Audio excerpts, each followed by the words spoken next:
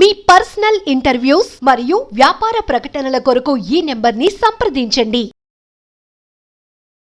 Pawan Kalyan Andhra Pradesh deputy CM Janasena అధినేత ఢిల్లీలో చాలా బిజీగా గడుపుతున్నారు. నిన్న 6 కేంద్ర మంత్రులతో కలిశారు. ఇవాళ మరో కేంద్ర మంత్రితో కలిశారు.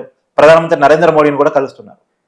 ఇవాళ రాత్రికి ఆంధ్రప్రదేశ్ తెలంగాణ సంబంధించినటువంటి ఎంపీలకు ఎన్డీఏ తరపున గెలిచినటువంటి ఎంపీలకు విందు ఇవ్వబోతున్నారు. ఇంతకీ ఢిల్లీలో పవన్ చెప్తున్న చక్రం ఏంటి? ఒకవైపు నిధుల గురించి మాట్లాడుతున్నారు, అభివృద్ధి గురించి మాట్లాడుతున్నారు, రాష్ట్రానికి రావాల్సినటువంటి ప్రాజెక్టు గురించి మాట్లాడుతున్నారు. మరోవైపున అనేక రాజకీయ వార్తలు కూడా వస్తూ ఉన్నాయి. పవన్ కళ్యాణ్కి కేంద్రంలో పెద్ద పదవి రాబోతుందని, ఎన్డీఏ కూటమిలో కీలక భాగస్వామిగా ఆయన ఇప్పటికే గుర్తించారని, రాబోయేటువంటి దేశవ్యాప్తంగా కూడా ఆయన ఉపయోగించుకోబోతున్నారని రకరకాల వార్తలు వస్తున్నాయి. వాటిలో ఏది నిజం ఏది అబద్ధం మాట్లాడుకునే ప్రయత్నం చేద్దాం.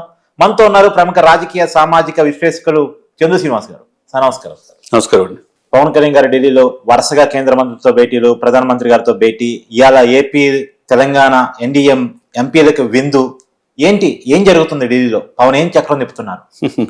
పవన్ ప్రభ అలా వెలుగుతుంది. ఎందుకంటే దేశ రాజకీయాన్ని శాసించే స్థితిలో ఈరోజు పవన్ కళ్యాణ్ గారు ఉన్నారు. మనం ఒక తెలుగు వాళ్ళగా గర్వపడాల్సిన అంశం. ఎందుకంటే నిన్ననే మీరు అన్నట్టు 6 మంత్రులు నిన్న 75వ రాజ్యాంగ దినోత్సవం జరుపుతున్న ఆ సందర్భంలో కూడా ఆయనకి 6 మంత్రుల అపాయింట్మెంట్ అంటే మామూలు విషయం కాదు. అవును, పార్లమెంట్ ఒకవైపు, రాజ్యాంగ సభలో ఒకవైపు జరుగుతూ ఉన్న సమయంలో మీరు అన్నట్టు సార్ నిన్న ఉదయం నుంచి చూడండి, అతను గ్యాప్ లేదు. నిర్మలా సీతారామన్తో పాటుగా పంచాయతీరాజ్ శాఖ మంత్రి కావచ్చు, జలవనరుల శాఖ మంత్రి కావచ్చు, అన్ని శాఖలు 6 కీలకమైన శాఖలతో కలిశాడు, మాట్లాడాడు. చివరికి టూరిజం శాఖతో 7 ప్రాజెక్ట్స్ కూడా ప్రపోజల్స్ ఇచ్చారు. తర్వాత టూరిజం విశ్వవిద్యాలయం కావాలని చెప్పి కోరుకున్నారు. తర్వాత తన పిఠాపురం తన నియోజకవర్గానికి హాల్ట్ ఉండేట్టుగా వైష్ణవ్ గారితో రైలు అక్కడ ఆగేటట్టుగా అది కూడా మాట్లాడుకున్నాడు. ఇవన్నీ ఒక ఎత్తు అయితే జలవనరుల శాఖతో మంత్రితో మాట్లాడి పోలవరంకి నిధులు సకాలం వచ్చేట్టు అది డిస్కషన్ చేశారు. దాంతోపాటు నిర్మలా సీతారామన్ ఆర్థిక శాఖ మంత్రి చాలా కీలకమైన శాఖ కలిశాడు. ఎక్కడికి వెళ్ళినా ప్రతి మంత్రికి కూడా తన హిందూ సనాతన ధర్మ పరిరక్షణ కోసం ఒక డిక్లరేషన్ బుక్ ఉంది చూసారా? అవును, అది ఇస్తున్నాడు. గమనించారు లేదో? ప్రతి ఒక్కరికి అవును, చాలా తన భావజాలాన్ని ఇస్తున్నాడు. 6గురికి తన వెంటనే గెలిచిన 2 ఎంపీలు కూడా ఉంటున్నారు. అవును, బాలశౌరి గారు కావచ్చు, తంగెల ఉదయ్ శ్రీనివాస్ కావచ్చు. అంటే మనం 5 సంవత్సరాల్లో ఎప్పుడు చూడలా అవును ఇటువంటి వాతావరణం. ఎప్పుడు వెళ్ళినా ఆయన జగన్మోహన్ రెడ్డి గారు ఒంటరిగా వెళ్ళారు. ఏం మాట్లాడారో తెలియదు, వెళ్ళి వచ్చేవాళ్ళు. ఇక్కడ కాదు, ఇక్కడ ఎంపీలకి ఇచ్చే ఇంపార్టెన్స్ అనుకోవచ్చు. దీన్ని డెఫినెట్ గా ఎంపీలకి ఇంపార్టెన్స్ తో పాటు తన ప్రాధాన్యత క్రమం మహారాష్ట్ర ఎలక్షన్ తర్వాత దేశవ్యాప్తంగా ఫిగర్ అయిపోయాడు. National political star. అవును, ఆయన చూడండి అపాయింట్మెంట్ ఎంత ఫిక్స్ చేసుకుని 6 మంత్రులను కలవటం. అంటే నాకు అనుమానం ఏంటంటే ఈ మధ్య కాలంలో ఢిల్లీ వెళ్ళటం ఇది ఫస్ట్ టైం కాదు, వరుసగా వెళ్తూ ఉన్నారు. ఇది 2 కానీ ఎందుకు పదే పవన్ కళ్యాణ్ ఢిల్లీ వెళ్తున్నారు? అంటే దీంట్లో ఏమైనా రాజకీయ మంత్రాంగం ఏమైనా నడుస్తుంది సార్? ఎప్పుడు కూడా ఆయన పిలవంది వెళ్ళడు, అపాయింట్మెంట్ కోరుకోడు. తన సొంత వ్యక్తిగత అభిప్రాయాలు ఎందుకంటే నిధులు ఇస్తున్నారా, ఇంకేమైనా ఇవ్వబోతున్నారా? అతన్ని గుర్తించారు. ఎన్డీఏలో కీలక పాత్ర ప్రాధాన్యత ఇవ్వబోతున్నారని అది అర్థం అవుతుంది స్పష్టంగా.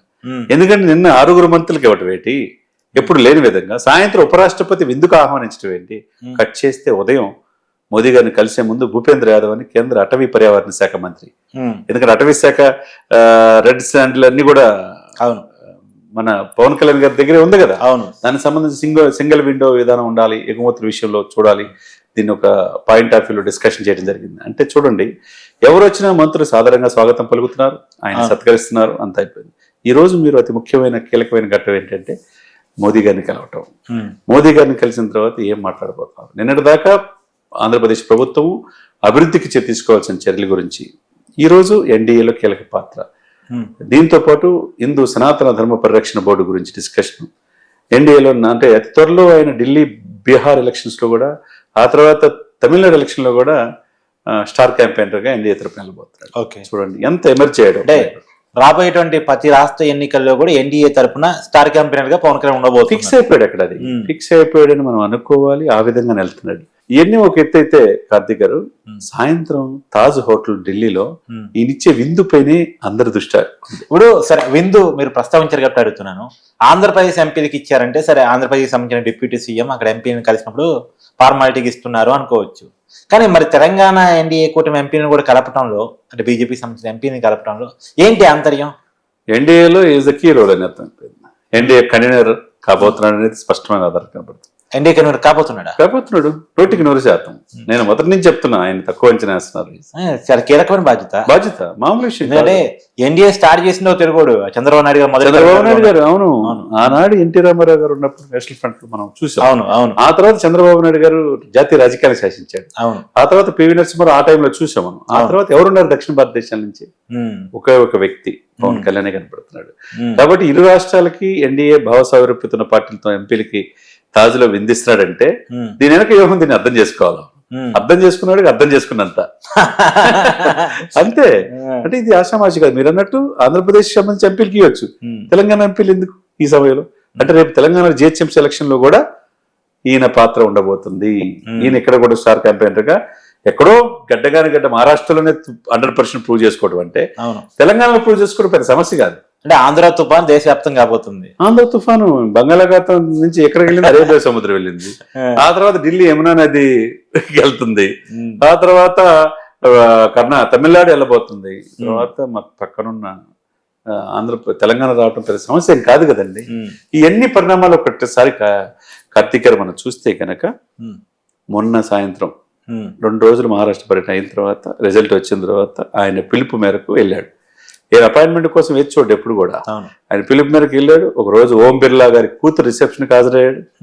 తర్వాత రోజు నుంచి నిన్న మనం అనుకున్నట్టుగా 6 మంత్రులు కలవటం, ఉపరాష్ట్రపతి విందుకు హాజరవటం, ఈ రోజు 7వ మంత్రి భూపేంద్ర యాదవ్ను కలవటం, అక్కడ రెడ్ శాండిల్ గురించి డిస్కషన్ చేయటం, ఆ తర్వాత ఇప్పుడు మోదీ గారిని కలవబోతున్నాడు. సరే, ఇప్పుడు నిజానికి జగన్మోహన్ రెడ్డి గారు ఢిల్లీ గతంలో వెళ్ళేవాళ్ళు, ఎప్పుడు తెలుగు మీడియాకి అడ్రస్ చేసేవాళ్ళే కాదు. కానీ పవన్ కళ్యాణ్ గారు ప్రెస్ మీట్ కాదు, డైరెక్ట్ గా మీడియా వాళ్ళు మైకులు పెడితే ఆడ నిలబడి వాళ్ళకి ప్రతి ప్రశ్నకి ఆన్సర్ ఇచ్చిపోతున్నారు.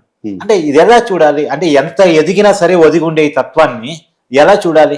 రాజకీయ నాయకుడు పరిపక్వత అంటే ఇది పవన్ లాగా ఉండాలనే దానికి దీనికి నిదర్శనం. అంటే నేను పెద్ద డిప్యూటీ సీఎం ని, నన్ను కేంద్రంలో ఇప్పుడు పెళ్లిగా చేస్తున్నారు, నేను చాలా పెద్ద స్థాయి ఉన్నోడిని, ఈ చిన్న రిపోర్ట్ దగ్గర నేను సమాధానం చెప్పేది ఏంది లేదు. ప్రతి దానికి ఆయన, ఎందుకంటే ఆయన క్లారిటీతో ఉన్నాడు. ఆయనకి డబ్బు ఇవ్వలేదు, ఏదో ఫ్యాక్టరీలు పెట్టుకుందాం లేదు, ఇండస్ట్రీస్ పెడదామనే లేదు. ఉన్న డబ్బుని తృణోపాయం కరిగించుకునే వ్యక్తి.